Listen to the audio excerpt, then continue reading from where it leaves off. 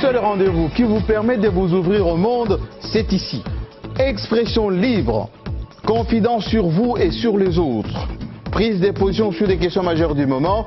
Ici, je vous reçois sans complaisance ni parti pris. Alors, préparez-vous, bientôt, ça sera votre tour.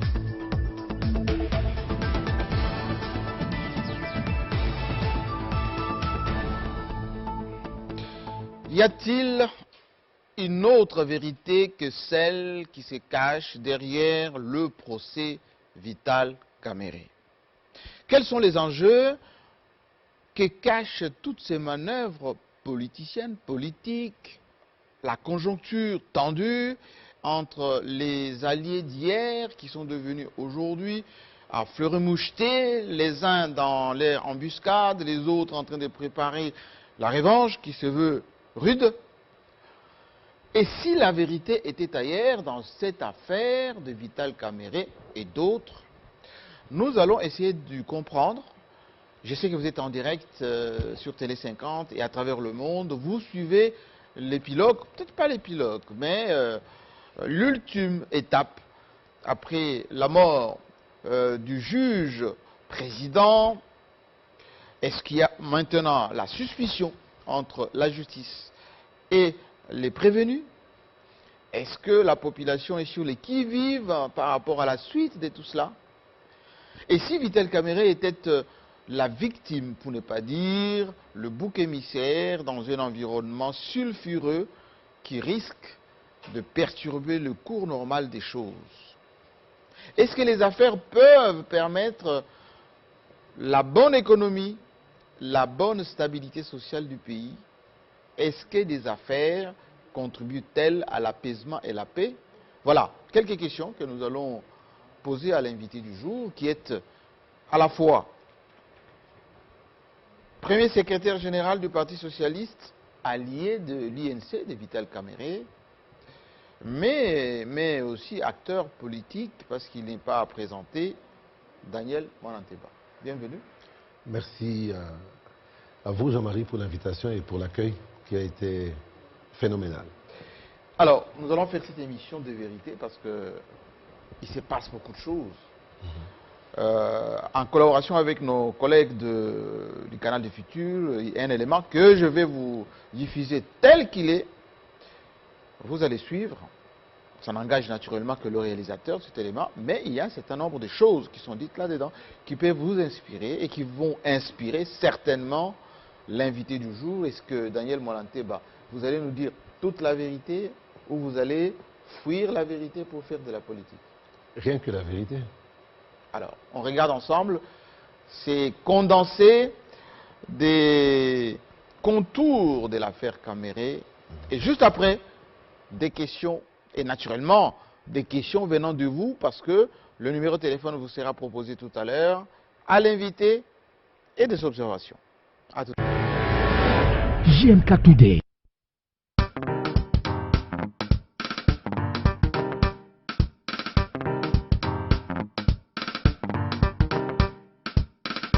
Depuis l'arrestation du directeur de cabinet du chef de l'État Vital Kamerhe et de l'homme d'affaires libanais Sami Jamal dans l'affaire de maisons préfabriquées, l'opinion a tendance à perdre les repères qui définissent un état de droit. Cela semble être la conséquence d'avoir raté durant des décennies la jouissance d'une justice indépendante comme il est prescrit dans la Constitution. C'est la première fois qu'on voit une si haute autorité passer par le chemin que passe Vital Kamerhe. Nous aimerions aussi que son procès soit exemplaire. L'état de droit n'est pas synonyme de l'arrestation et de l'humiliation des plus hauts dignitaires du pays, encore moins celle du Congolais lambda, comme une certaine langue a tendance à faire croire à l'opinion, avec l'arrestation et l'humiliation du directeur de cabinet du chef de l'État. En plein état de droit, seul le respect de principes compte, à savoir l'indépendance de la justice, l'égalité de tous devant la loi et le respect strict de cette loi qui fixe les règles, les droits et les devoirs du citoyen et de l'État. L'état de droit que veulent les Congolais n'est pas celui d'une justice qui règle des comptes, mais celui d'une justice où celui qui a tort ait tort honnêtement et celui qui a raison ait raison honnêtement.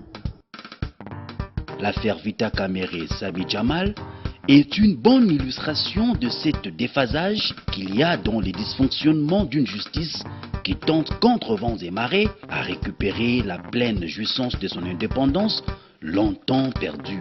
L'histoire nous renseigne que c'est un long processus qui fait toujours ses victimes. Il ne va pas échapper. En ce qui concerne Vita Kamere, le directeur de cabinet du chef de l'État a été, pendant plusieurs mois, victime d'un montage de plusieurs délits imaginaires bien préparés dans des officines par des communicateurs chevronnés dans le but de réduire suffisamment sa sympathie et le respect de l'opinion envers sa personne. Son arrestation le 8 avril 2020 n'est venue que l'humilier davantage en violant toute la notoriété de ses fonctions sous le regard d'une opinion préparée psychologiquement à accepter toutes les accusations mensongères montées contre lui sans faire intervenir la raison.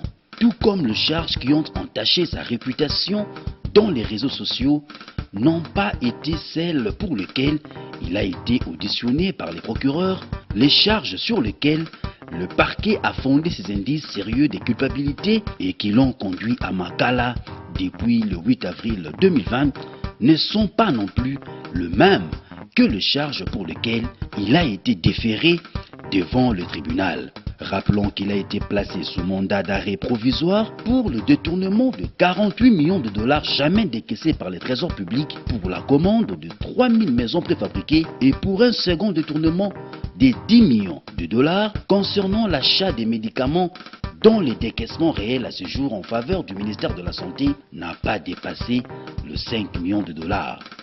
Tout semble que les infractions ont été modifiées plus tard dans le but de rendre conforme son arrestation que d'aucuns a qualifié d'arbitraire car n'ayant pas respecté la procédure d'une instruction bien faite. C'est ainsi que les charges qui pèsent sur lui aujourd'hui devant le tribunal concernent une autre affaire, à savoir un détournement de 47 millions de dollars en rapport avec la commande de 1500 maisons préfabriquées, un détournement de 2 137 500 dollars concernant la commande de 3000 maisons préfabriquées, un détournement de 1 154 600 dollars en rapport avec le dédouanement des maisons au port de Dar es Salaam, ainsi que le bénéfice d'un terrain via sa belle-fille pour l'attribution du marché de 1500 maisons à la société du Libanais Sami Jamal. Une instruction mal menée conduit à un procès inachevé qui n'aboutit pas à la vérité. Sincérité kozala, mais vérité est kozalate. C'est vérité bisogno sotomoni ba sambisi mutu ba condamner mutu. Oui, c'est vrai. Mais est-ce que yé mutu asala ki makambo, est-ce que makambo ba reprocher asali yango? Non. Pourquoi? Puisqu'au départ, instruction est ba poninzela mabe.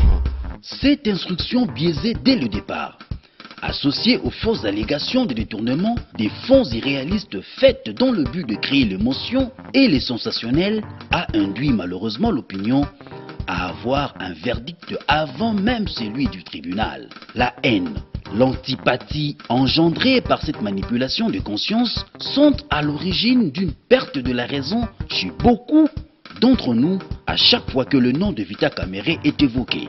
Il suffit de creuser au fond de vous-même pour voir quel sentiment vous avez envers le directeur de cabinet du chef de l'État Vita Kamere depuis les débuts de sa poursuite judiciaire et vous saurez à quel point vous avez été atteint par cette manipulation de conscience. Vos sentiments sont-ils guidés par des choses dont vous avez la certitude de savoir sur lui ou plutôt par des choses que vous entendez dire depuis plusieurs mois sur lui? À chacun sa conscience. Seul un procès équitable pourra vous permettre de connaître la vérité.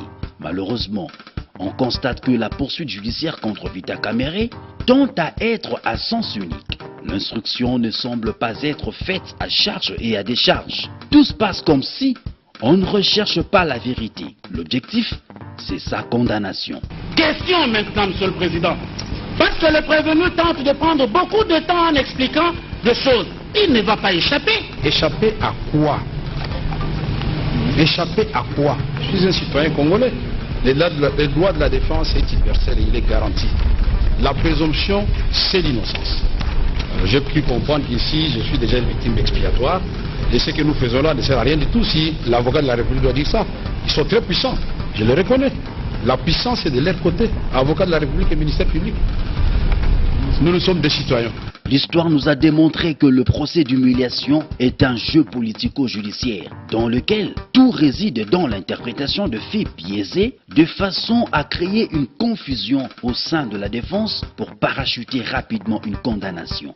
Du 15 mars 2019 au 18 mai 2019, 57 millions de dollars américains ont été virés de la Banque centrale vers Samibou. Ces pièces-là, Monsieur le Président, sont des ordres de paiement effectués par le ministre des Finances pour qu'on paye en procédure accélérée Samibou. Devenu Jamal, vous avez suivi.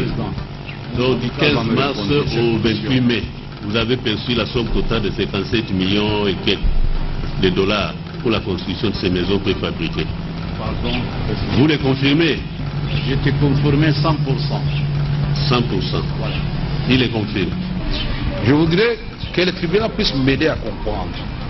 Après ce que nous avons suivi ici, puisque dans la citation a prévenu, le premier chef d'accusation qu'on retient contre moi, c'est de dire je suis co-auteur des détournements de 47 ou 48, puis ça a changé, puisqu'avant, dans les jugements qui m'ont amené ici, on avait dit que j'avais détourné 48 millions sur 3000 maisons, et très vite ils se sont rendus compte, et puis ça a changé, et puis finalement c'est devenu 47 millions que j'aurais détourné avec M. Jamal. De tout ce que j'ai entendu ici, ma femme, mes enfants, le peuple congolais, le président de la République et toutes les personnes de bonne foi ont suivi ces débats-là, le ping-pong. Je voudrais qu'on puisse m'aider.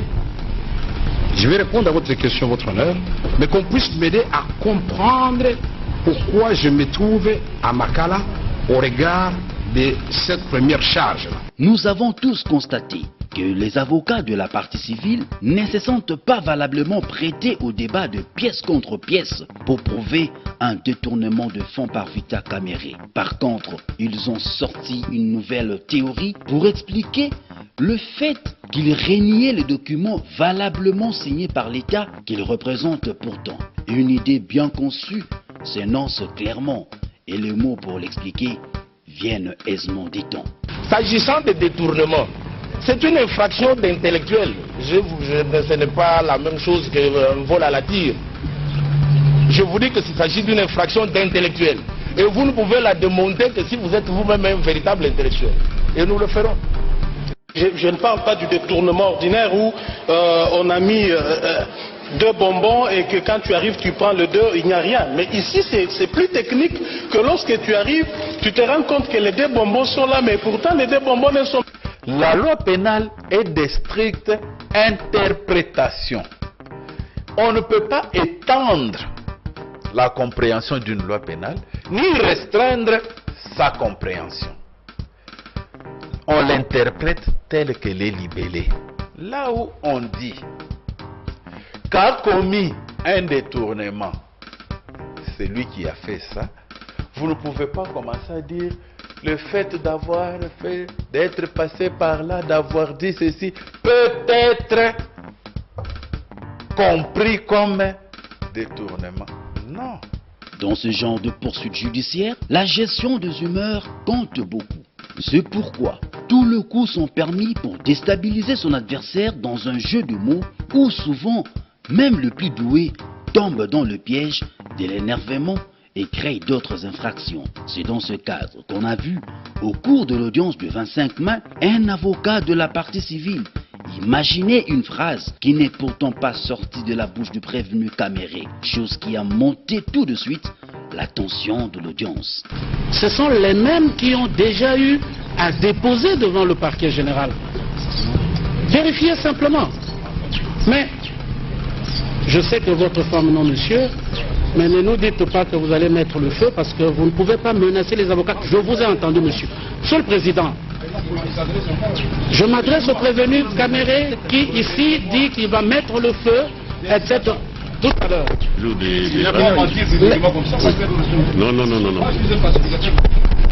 Cette stratégie utilisée par l'avocat de la partie civile est ordinaire et ça arrive souvent dans plusieurs audiences quand l'accusation est à court d'arguments. Le but poursuivi en attribuant cette fausse phrase au prévenu Caméré était de l'énerver pour créer un incident que l'enfoncerait davantage. Malheureusement, beaucoup n'ont pas compris le jeu et ont eu leur propre interprétation, allant malheureusement dans le sens contraire de la raison au lendemain de l'annonce du décès brutal et inexpliqué du juge Raphaël Yanni qui instruisait le dossier.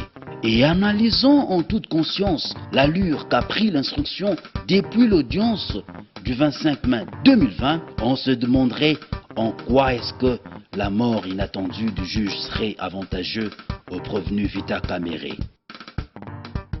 À part son épouse qu'on veut voir à la barre contre lui, son cousin Daniel Massaro, pourtant cité comme témoin croupi en détention, suite à une photo montée qui a circulé sur les réseaux sociaux, lui attribuant un pactole de 1 million de dollars qu'il aurait reçu de Sami Jamal. Et qui lui aura valu une invitation à comparaître au parquet général de Kinshasa Matete, mais sans toutefois être cité dans la citation à prévenu qui a déféré Vital Caméré devant le tribunal. Sa vie n'est pas moins en danger que celle de son cousin Vital Caméré.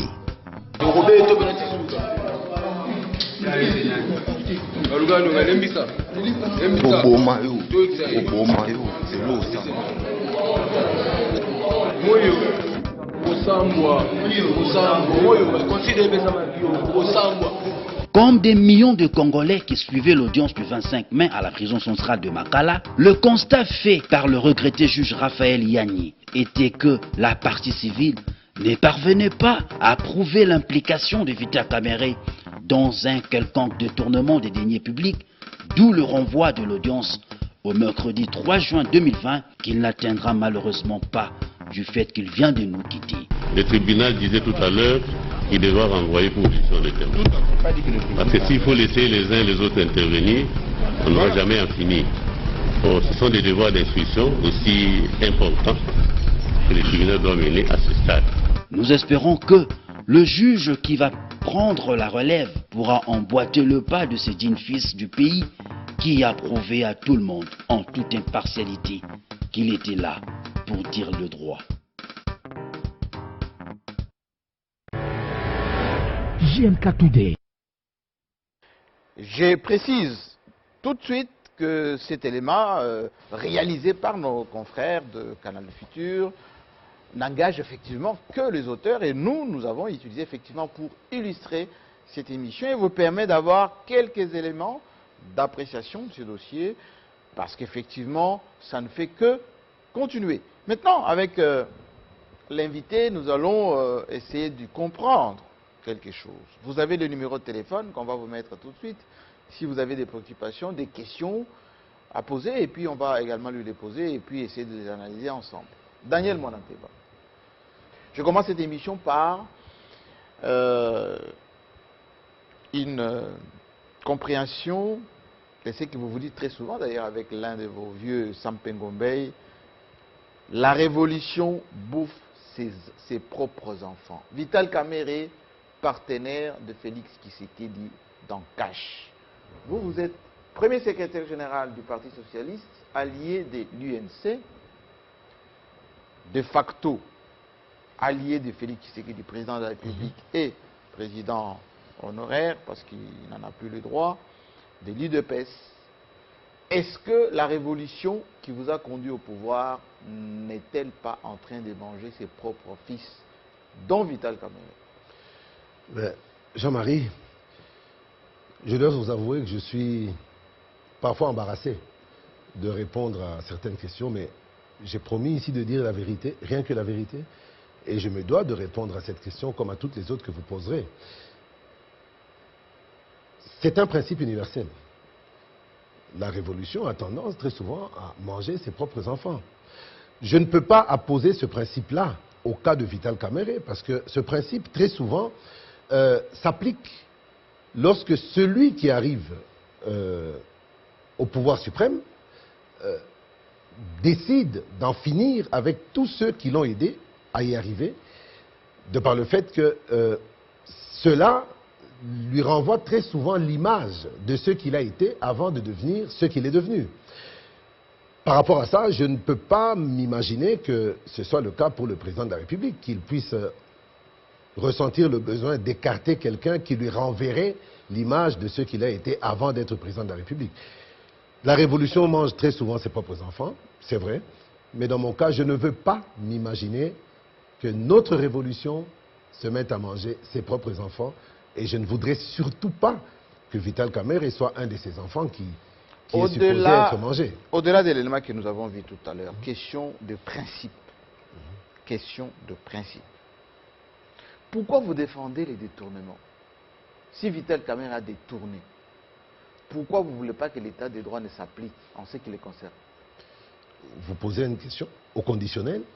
Si Vital Kamerhe a détourné, avec les si, vous avez beaucoup vécu en France, avec des si, on pourrait même mettre Paris en bouteille. Et avec des si, on est en train de faire de Vital Kamerhe le coupable idéal.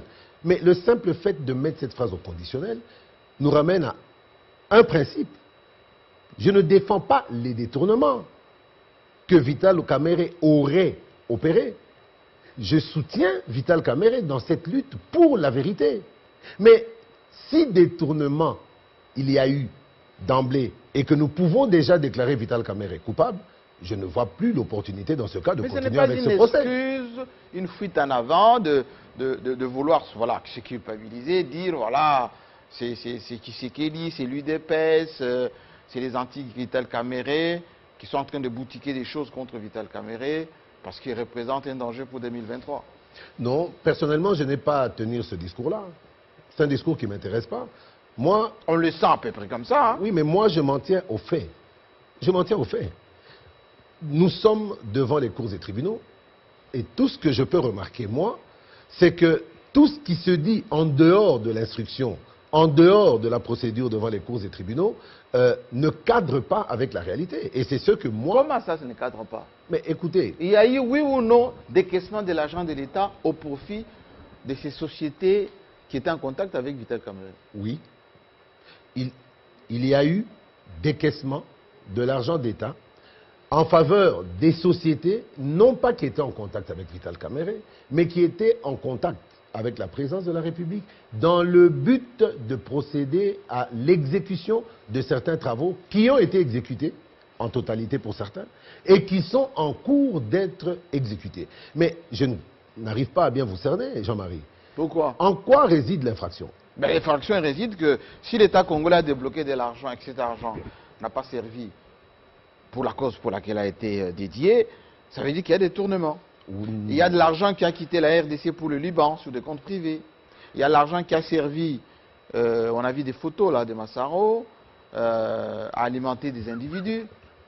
Il y a eu de l'argent, plutôt des faveurs obtenues avec des terrains, pour ne pas dire des maisons offertes à la belle-fille de Vital Kamerhe.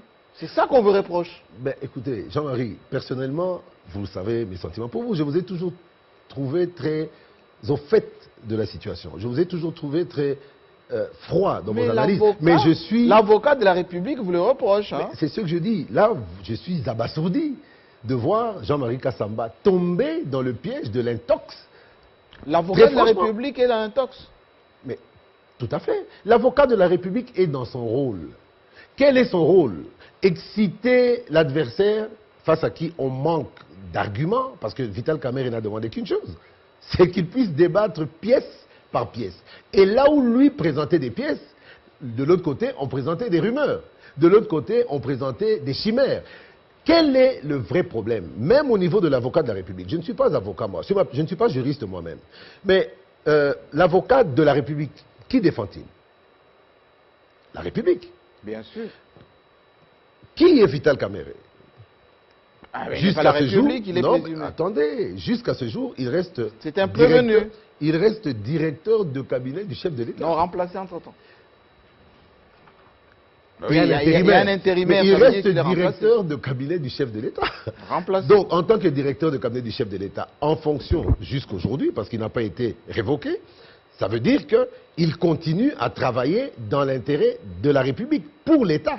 Et je suis surpris de voir des avocats de la République s'en prendre avec une telle véhémence sur une des personnes qu'ils sont encore censés devoir défendre et protéger. Non, les comportements de la personne ne cadrent pas avec la défense des intérêts de la République. Mais quel comportement? Vous êtes tombé dans le piège de l'intox, Jean-Marie. Réveillez-vous, ressaisissez-vous.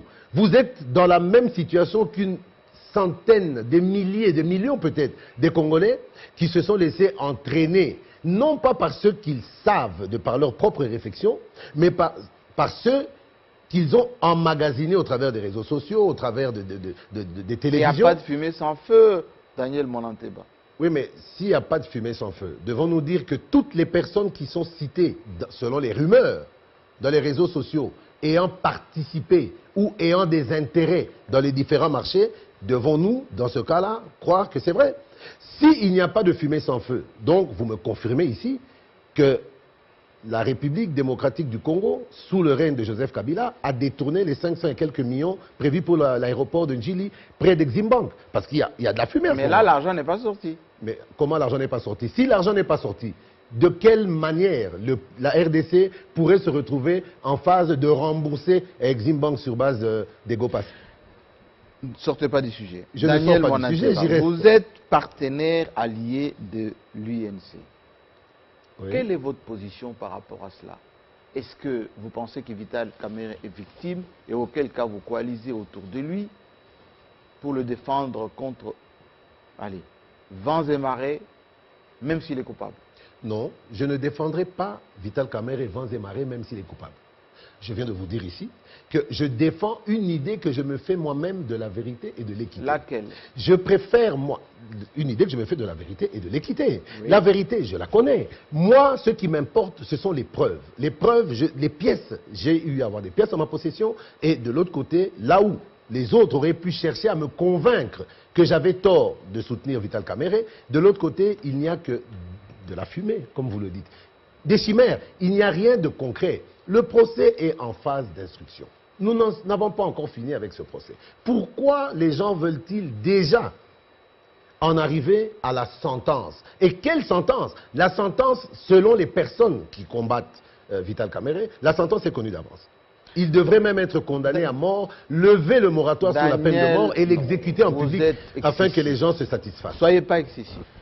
Je ne le suis en rien. Daniel Monanteba, pourquoi vous menacez la République? Pourquoi vous menacez la stabilité du pays? Si jamais on invite l'épouse de Vital Kamerhe, vous allez mettre le feu au pays et voilà, le juge est parti. Qui est responsable?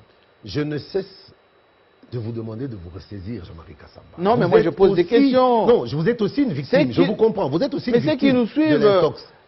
ont compris ou deviné, ont entendu parler de cette phrase. Si vous invitez Amida, mon épouse, je vais mettre le feu au pays.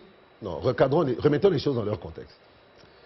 Pour commencer, la seule phrase que tout le monde a entendue, vous le premier, moi le second, et tous ceux qui étaient présents là, et tous qui suivaient le procès, la seule phrase que tout le monde a entendue, c'est « vous n'y échapperez pas ». Pas échapper à quoi? À la vous condamnation? Vous n'y échapperez pas. Terminez votre phrase. Je ne sais pas. Ça, non. L'avocat de la République lui-même ne l'a pas terminé, je ne vais pas la terminer à sa place. Il a dit, vous n'y échappez pas. Vous l'avez deviné parce que vous l'avez répété dans l'élément, vous n'y échappez pas, ça veut dire que Vital Kamerhe, quelle que soit la situation, vous serez toujours condamné. C'est ce que vous redoutez. Non, mais en tout cas, c'est ce que je déduis de votre compréhension de cette phrase, et ça m'inquiète. Parce que j'ai cru aussi avoir eu le droit de la comprendre de cette manière-là. La seule phrase que tout le monde a entendue, c'est celle-là. Je vais mettre le feu. La seule personne à avoir entendu cette phrase, pour l'avoir prononcée, c'est l'avocat de la République. Attention, le procès était enregistré. Hein. Le procès était enregistré et j'ai mis au défi tout le monde. Et sortir Vital Kamerhe dire ça. Sortir cet élément-là. Jusqu'à présent, personne ne pourra vous amener un élément pareil. Pour la simple et bonne raison qu'il n'a pas dit. Moi, je me dis, l'avocat de la République était dans son rôle. Mais je me dis, on ne peut pas passer à la télévision et débiter ce genre d'ânerie. C'était une stratégie pour énerver Vital Kamerhe, parce que vous voyez cette phrase-là. Mais rappelez-vous de ce qui s'est passé avant. Avant cela, l'avocat de la République brandit un document daté au dateur pour asseoir sa thèse. Mais pour finir, Vital Kamerhe sort le même document avec la date à la première page et il n'y avait pas de date au dateur. Personne ne s'est posé la question de savoir. Ça veut dire Qui, attendez, vous insinuez personne ne s'est Qu'il y a posé eu la question de savoir. fabrication de faux. Mais en tout cas, lorsque deux documents de la même composition, avec les mêmes accusés de réception, les mêmes dates, l'un, une date au dateur, l'autre sans date au dateur, mais encore de pages, comment pouvez-vous transcrire ça? Qui a tué le juge? C'est un faux, tout simplement. Mais personne ne s'y intéresse. Qui Nous a allons y tué arriver. les juges? Nous allons y arriver, Jean-Marie. Vous m'avez posé une question. Souffrez de me voir y répondre pour lever tout équivoque, toute zone d'ombre dans la tête de nos partenaires, de nos téléspectateurs, de vos téléspectateurs. Il n'a jamais prononcé cette phrase-là. Si vous invitez ma femme, je vais mettre le feu. Ce serait même irresponsable. Parce que les gens, certains jubilent de l'invitation de Mme Hamida sur le plateau. Pourquoi? Mais parce que à travers ça, ça sera et une les opportunité. citoyennes, elles peuvent être invitées. Bien sûr. Et le tribunal est souverain. Ah bon? Ah bien évidemment, le tribunal peut inviter qui veut. Hein. Ben, le tribunal peut inviter Maman Marthe Kassalou à la barre. Mais si, le tribunal mais pourra aussi si le inviter... tribunal juge que Maman Marthe peut apporter l'éclairage à la manifestation de la vérité. Le tribunal pourra inviter Maman Denise Derkerou, le tribunal pourra inviter Maman Idem. Chature, le tribunal pourra Idem. même inviter ma femme. C'est la République. Je déclare, moi, déjà, que ma femme n'a rien à voir dedans. De même que Vital Kamerhe a déclaré que sa femme n'a rien à voir dedans. Mais on peut les inviter quand même. C'est une porte ouverte. On a désacralisé la fonction. De quoi? On a désacralisé la fonction en désacralisant la présidence de la République. L'institution, c'est l'institution président de la République. Attendez. Vous dites, on a désacralisé la fonction. De quoi? Des directeurs des cabinets? Il est au-dessus de la loi? Je dis bien... Il est au-dessus de la Constitution? Non, suivez-moi. Jean-Marie, vous m'avez demandé de dire la vérité. Je ne dirai que la vérité parce que je ne sais dire que ça. Lorsque je vous dis qu'on a désacralisé la fonction, ce n'est pas la fonction du directeur de cabinet. L'institution, c'est l'institution président de la République, qui a des services qu'on appelle présidence de la République. Nous devons être cohérents avec nous-mêmes et nous devons être conscients de ce qu'on cherche à déclencher à travers certaines procédures ou à travers certains montages qu'on fait pour tout tuer, pour clouer un homme. Aujourd'hui, on parle du procès Vital Kamerhe. Et ne vous en faites pas. Je n'ai pas oublié votre question sur le juge. Qui a tué le juge? Ne fouillez pas. Je n'ai pas oublié la question. J'y répondrai. On parle du procès Vital Kamerhe. Vital Kamerhe, directeur de cabinet du chef de l'État. On parle du procès 100 jours. N'est-ce pas? Oui. Qui est l'initiateur des 100 jours? Le président de la République. Le président de la République. Mais il ne vous a pas donné mandat de détourner. Mais attendez, encore faudrait-il prouver qu'il y a détournement. Ou bien, s'il y a eu détournement à un niveau ou à un autre, qui vous dit que c'est Vital Kamerhe qui en serait l'auteur? Vous avez dit que le tribunal est souverain. Oui. Donc, avec cette politique dans laquelle nous nous sommes lancés, la boîte à Pandore, vous trouveriez normal que le chef de l'État soit convoqué comme témoin? Non, il ne peut pas. Il est protégé. Il ne peut pas. D'une part, et ensuite, il y a des cas de haute trahison. Il y a beaucoup de procédures pour qu'on puisse convoquer le chef d'État. Le chef d'État, il vous nomme. Mais dans ce cas-là, nous ne sommes pas sortis de l'auberge, Jean-Marie. Attendez, Daniel Moranté. Le chef de l'État vous nomme, même si vous dites sur instruction du chef de l'État, ce n'est pas la carte blanche donnée pour aller au-delà de la loi. On n'est pas allé au-delà de la loi. L'instruction elle-même peut être allée au-delà de la loi. Ce que j'essaie de vous faire comprendre, clairement, lorsque Vital Kamerhe dit que tout ce qu'il faisait, il le faisait sur instruction du chef de l'État. Quel moyen avons-nous de savoir que le chef de l'État n'a pas donné d'instruction à part poser la question au chef de l'État lui-même? Ou bien peut-être... Par définition, un président ne lit pas tous les courriers, ne contrôle pas toutes les actions. Il y a des services qui doivent naturellement le faire et lui faire rapport. Donc un président de la République peut laisser échapper, peut être distrait ou laisser échapper le fait que son directeur de cabinet écrive pour suspendre tous les décaissements qui se feraient sans l'autorisation expresse du président. Et là, vous allez me dire que le chef de l'État... Mais non, ça c'est le principe. Le principe de suspendre les décaissements ou d'aller au-delà de tel engagement, ça c'est le principe. Mais l'opérationnalité ou la matérialisation de cela au jour le jour, le chef d'État n'est pas derrière tout ça. Non, mais ce n'est même pas un principe. Un principe se matérialise au travers d'un texte. Ce sont les textes qui font des principes. Le chef de l'État a donné des instructions à Vital Kamerhe par rapport à la supervision, avec 9 autres, des travaux des 100 jours. Ce que j'essaie de vous faire comprendre, ne venez pas à penser que je m'attaque au chef de l'État. Au contraire, je le dis, le seul moyen qu'on aurait de le savoir, c'est que le chef de l'État infirme avoir donné des instructions à son directeur de cabinet. Quoi? Ou alors, peut-être que des notes manuscrites ou des lettres paraphées par le chef de l'État pourraient... Comme ça, Daniel. Attendez. Lorsque le chef de l'État donne instruction au directeur de cabinet, il arrive parfois qu'il paraphe sur un modèle de page, de lettres, avant que la lettre ne soit... Or, ce modèle de lettres paraphées pourrait être une preuve que le chef de l'État a donné instruction au directeur de cabinet. Vous êtes d'accord avec moi? C'est moi qui pose des questions. D'accord? Laissez-moi vous donner la réponse. Vous comprenez pourquoi je vous parle de la désacralisation de la fonction? Parce que dans la tournure que prennent les choses, on risque d'amener le directeur de cabinet à dévoiler des choses qui pourraient être comprises comme des secrets d'État ou bien comme des secrets du fonctionnement de la présidence. En tout cas, moi, tout ce que je sais... Non, ce n'est pas du chantage. Loin de là. Si c'était du chantage, on l'aurait fait dès le début. Non, non, ce n'est pas du chantage. J'essaye de faire comprendre que nous sommes dans une situation où Vital Kamerhe doit absolument et à tout prix permettre à ce qu'il y ait manifestation de la vérité, quels que soient les dégâts collatéraux. Oh, ce ne sera que justice. Ce n'est pas du chantage. Deuxième chantage. Pour revenir à la question. Au pays, c'est ça, quels que soient les dégâts. Non, non, pas quels que soient les dégâts collatéraux. Répondant à ma question, je vous ai parlé de désacralisation de la fonction tout à l'heure. Je vous dis les choses telles que je les pense. Il y a un moment où on doit pouvoir se dire les choses en face. Je vous en prie. Par rapport au juge Yanni, aujourd'hui, la rumeur... Il y a une thèse d'empoisonnement. Il semblerait que... L'autopsie a été faite. L'autopsie a été faite. Oui. On parle d'un empoisonnement. Oui. Je ne peux pas remettre en question le rapport d'autopsie alors que je ne suis pas moi-même un médecin légiste, même pas un infirmier du quartier. Je ne peux pas remettre ça en cause. Mais je me dis que les choses sont donc plus graves que je ne craignais. Ou que nous ne craignons. Si, comme le dit l'autopsie, le juge Yanni a réellement été empoisonné, quelle en sera la conséquence? À qui a profité le crime? La première question qu'on pose en criminologie, c'est celle-là. À qui profite le crime? Déjà, je vous réponds que le crime ne profite en rien à Vital Kamerhe. Dans la mesure où, rappelez-vous, tout au long de l'instruction du procès, la partie civile et même l'opinion, en grande partie, avant que les choses ne se remettent en place pour rééquilibrer un peu l'opinion, que nous disions-nous? Mais ce juge-là est trop complaisant avec Vital Kamerhe. Il lui laisse trop parler. Il fallait qu'il empêche de développer ses thèses. Il n'est pas là pour ça, il est là pour répondre aux questions. Tout le monde s'en prenait au juge par rapport au fait qu'il donnait trop de liberté à Vital Kamerhe de s'exprimer et donc par rapport au fait qu'on avait l'impression qu'il protégeait Vital Kamerhe.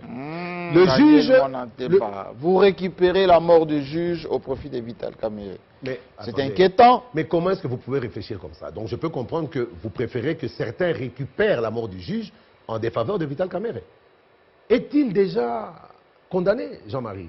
Je me rends compte que vous-même, inconsciemment, parce que vous êtes victime du Kadiocha et de tout le reste, vous le condamnez par la rumeur. Non, Jean-Marie, laissez-moi m'exprimer pour que les gens ne prennent pas mal ce que je dis ou qu'ils ne le comprennent pas mal. À qui profite la mort du juge? Je vous explique que le juge, il y a une demande de mise en liberté provisoire qui a été introduite. Ah bon? Mais le même jour du procès, vous avez été témoin. J'ai l'impression que vous n'avez pas bien suivi le procès. Hein? Si. Vous n'avez pas suivi le procès? J'ai fait les symptômes pour les autres. Ah, bon. Continuez. Il y a une demande de mise en liberté provisoire. La demande, comment dire, la décision aurait dû tomber, comme par hasard, le jour où le juge est décédé. Contrairement aux autres demandes de mise en liberté provisoire qui se retrouvaient dans les réseaux sociaux ou entre les mains de personnes qui n'étaient pas parties au procès, qui publiaient avant même que les prévenus ne soient signifiés, c'était déjà dans les réseaux sociaux, mais la 6e demande de mise en liberté provisoire, les réseaux sociaux vous disent qu'elle a été rejetée le même jour. Mais jusque-là, je n'ai pas encore vu publication de cela. Moi, je vais vous dire le fond de ma pensée. Je n'ai pas l'habitude de chercher des faux fuyants. La réalité, quelle est-elle? Vital Kamerhe n'est pas celui qui a opéré cet empoisonnement du juge. Pour la simple et bonne raison qu'il est à Makala, et comprenez quand même que... On peut utiliser les hommes liges, hein, les hommes liges, oui. On peut en citer. On peut en citer. Donc ça pourrait aussi être des hommes liges qui ont fait la sale besogne pour empoisonner le juge et charger davantage Vital Kamerhe. Et des hommes liges, il peut en avoir dans tous les cas. Des traîtres, il peut en avoir dans tous les cas. Des méchants, il peut en avoir dans tous les cas. Des gens qui cherchent à tout prix à nuire à l'autre, il peut y en avoir dans tous les cas. Personne n'a le monopole de la nuisance. Ce que je vais vous faire comprendre, c'est qu'aujourd'hui, c'est quoi le résultat? Pour vous dire que la mort du juge pénalise Vital Kamerhe. Le résultat est que les juges, le juge qui sera nommé en remplacement du juge Yanni, que je connais très bien. Ils seront en colère. Hein? Non seulement ils seront en colère, mais ils comprendront que s'ils continuent à aller dans le sens de trop laisser la parole à Vital Kamerhe, de lui laisser une trop grande latitude, de le laisser s'exprimer comme il le devrait pour éclairer la lanterne de l'opinion et démonter parfois les accusations, ils savent ce qui pourrait leur arriver. Donc, ça les amènera à être très durs, intolérants vis-à-vis de Vital Kamerhe. Et vous me donnerez raison. Ça sera un procès injuste. Le procès est injuste depuis le début. Jean-Marie Kassamba, la loi ne rend pas toujours justice, vous le savez. Daniel Monete, on est en direct. La coalition avec l'UDPS, vous êtes cash, vous êtes le Parti socialiste. Est-ce que vous parlez encore? Cash. Bien sûr. Qu'est-ce que vous dites ensemble? On se dit bonjour, on se dit bonsoir. L'UNC, le Parti socialiste et les autres partis et l'UDPS. Vous vous dites quoi encore maintenant? On se dit bonjour, on se dit bonsoir, comment ça va? Quand l'un des nôtres est en difficulté, ça du côté de l'UNC Ali bien sûr, nous avons gardé le principe de la loyauté. On a entendu, constater le silence des cathédrales de l'UDPS. Mais justement, c'est par rapport au dossier Kamerhe. Oui. Non, le silence de cathédrale de manière officielle. Mais ne t'en fais pas, les communicateurs de l'UDPS sont un vacarme assourdissant. Peut-être que vous n'avez pas les oreilles assez ouvertes pour les entendre, ou peut-être que vous écoutez dans la mauvaise direction. Vacarme dans quel sens? Un vacarme... Mais attendez. Qui a été l'instigateur de toute cette campagne contre Vital Kamerhe? C'est les communicateurs de l'UDPS. Oh non. Mais attendez, les preuves sont là, les preuves sont là, les études... Vous n'allez pas quand même dire que Jean-Marc Abonde qui a sanctionné Paul Tshilombo parce qu'il est sorti de la ligne officielle du parti et qui serait derrière... c'est lui faire un mauvais procès quand même. Mais je viens de vous parler des cadres et des officiels qui observent un silence de cathédrale. Mais quand je parle de après, ils ont pris la décision contre Tshilombo par rapport à ça. Oui, mais ça, je vous dis bien, les cadres et les officiels gardent un silence de cathédrale et ont une conduite exemplaire. Oui. Mais quand je parle des communicateurs, la masse... C'est fait à dessein? La masse, mais bien sûr. C'est-à-dire, officiellement, on ne dit rien, mais officieusement, on manipule... Non, ce qui est fait à dessein, c'est le besoin vraiment de nuire à quelqu'un qui a dérangé cette masse depuis un bon moment. Rappelez-vous que ça va faire une année qu'on a commencé à entendre parler de 15 millions de dollars qui ont été massacrés, et c'est sur base de ces 15 millions qu'on a entonné des chants à la gloire de Vital Kamerhe, Yewana, Kamerhe, Moïbi et tout ça, Ibi 15 millions. Vous vous rappelez? Ensuite, il y a eu 370 millions. Nous avons un monitoring, nous avons compilé des vidéos qui sont au show. Comment ça?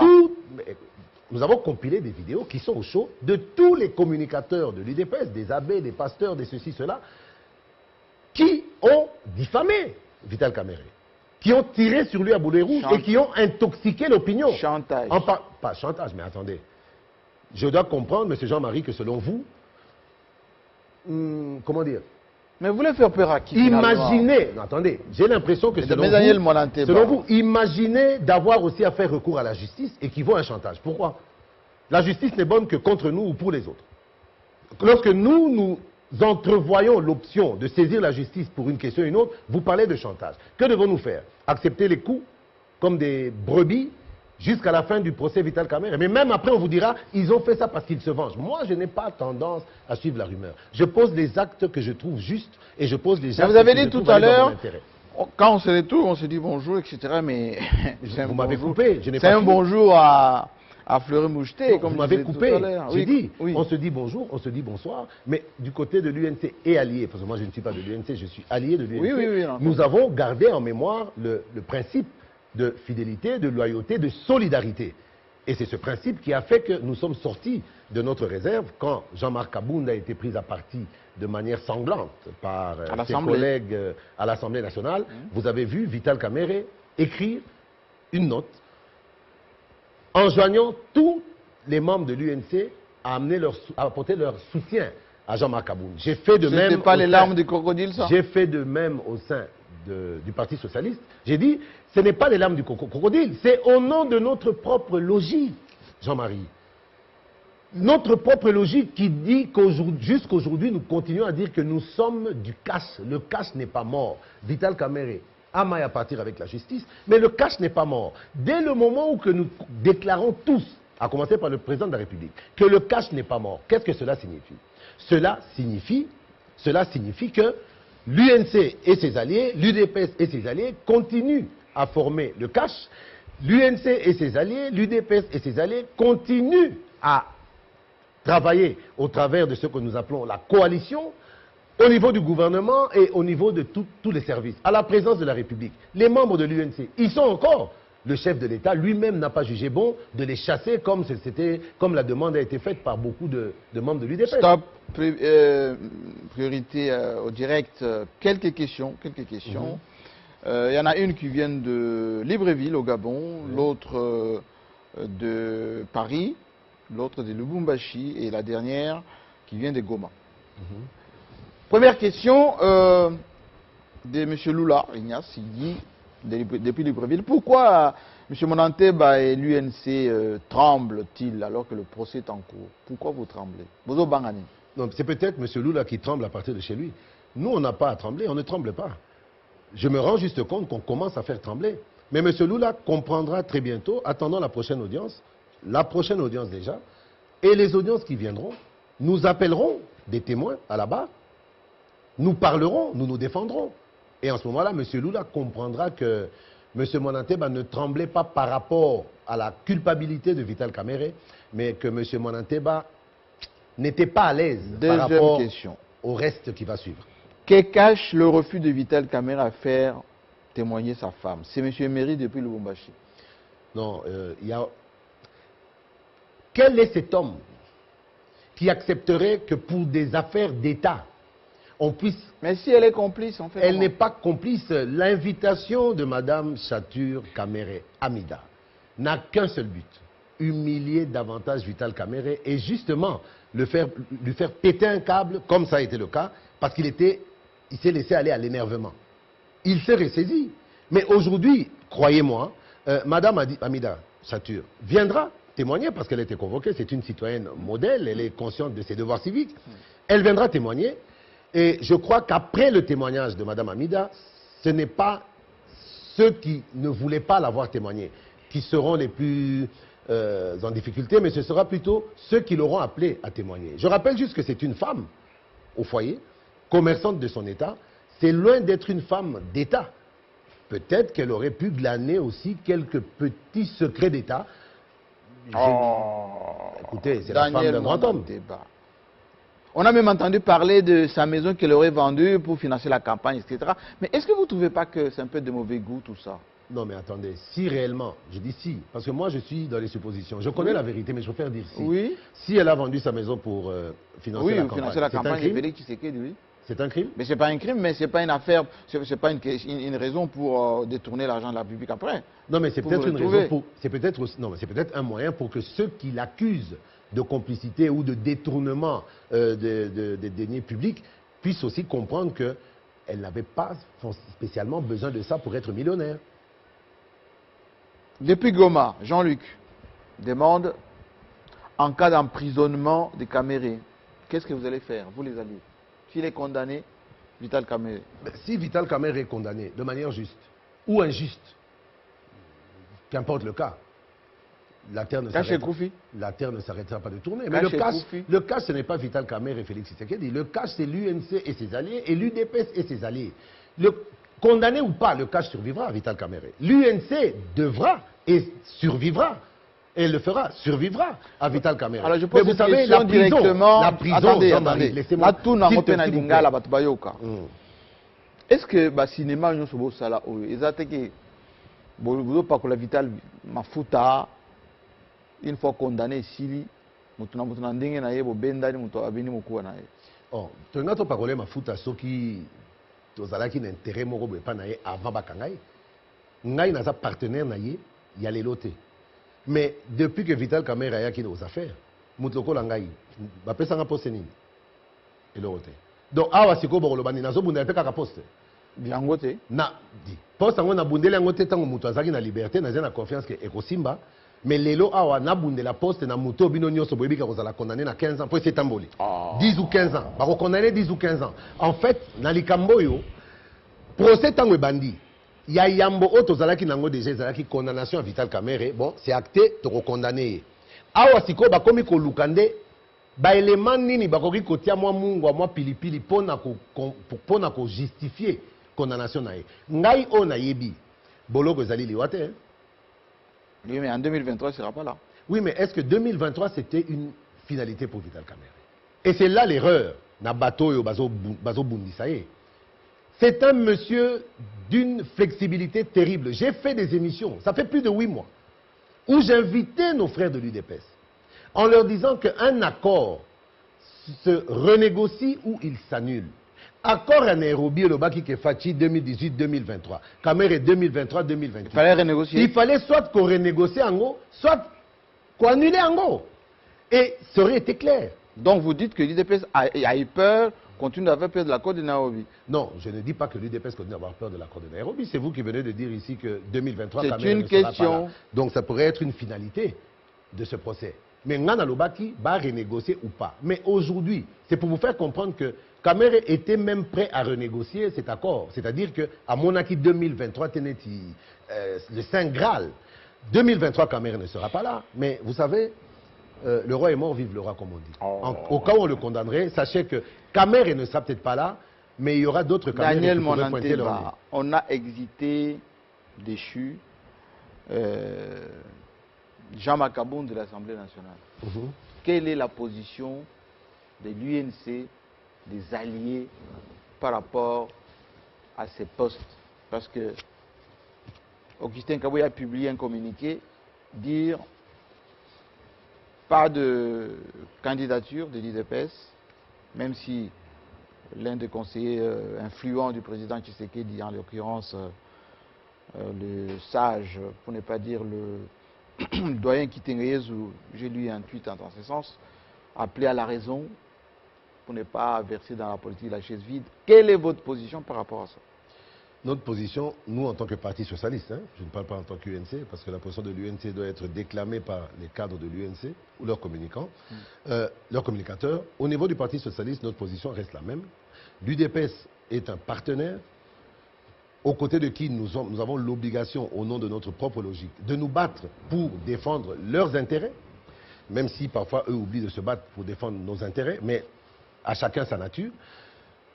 Pour ce qui est de la poste premier vice-président d'Augustin Kabouya, parlant du non-remplacement de Jean-Marc Aboun au poste de vice-président de l'Assemblée, bon, on en revient à ce que d'aucuns appellent la politique de la chaise vide.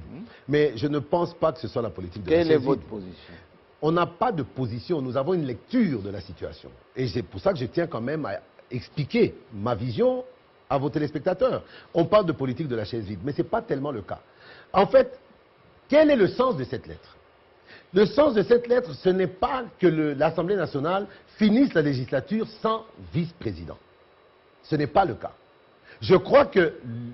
Quel candidat va remplacer Kabound à l'Assemblée? C'est ma question. Mais justement, ils ne sont pas dans la logique du remplacement de Kabound. Qu'est-ce que vous allez faire? Ils sont dans la logique de l'attente. Parce que le dossier Jean-Jacques Mamba a été suspendu. Jean-Jacques Mamba, son dossier a été suspendu, il n'a pas été acquitté. C'est-à-dire qu'à la fin de la session, la procédure reprend.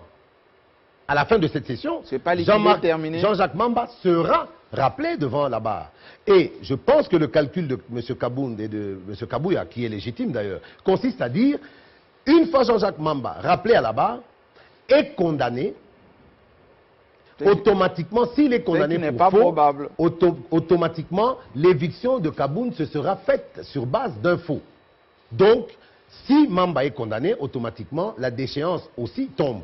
et Jean-Marc Aboun reprend son fauteuil tout simplement. Ça me laisse craindre aussi, ça me donne quelques craintes parce que je me dis que pour un grand parti comme l'UDPS, il ne devrait pas accepter un seul jour sans l'UDPS à la première vice-présidence parce que ce sont des choses, il y a beaucoup de choses qui leur échapperont. Il y a beaucoup de secrets d'État qui leur échapperont. Mais je me dis aussi, d'où tire-t-il cette conviction selon laquelle Mamba sera condamné au point même de paralyser le parti et de paralyser l'Assemblée nationale? S'inédier. D'où trouve-t-il cette conviction de la condamnation de Mamba? J'ose espérer qu'ils ne fondent pas leur espoir sur ce qu'ils savent de ceux qui sont censés rendre la justice.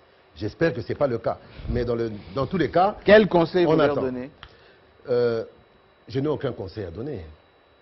On ne donne de trouver le remplaçant tout de suite et de récupérer la place pour avancer. Ou bien, l'UNC, moi j'ai vu ça quelque part, que si l'UDPS n'est pas preneur, eh ben, sautez sur l'occasion. En tout cas, le poste de premier vice-président n'a pas été réservé à l'UDPS. Il a été réservé au CACH.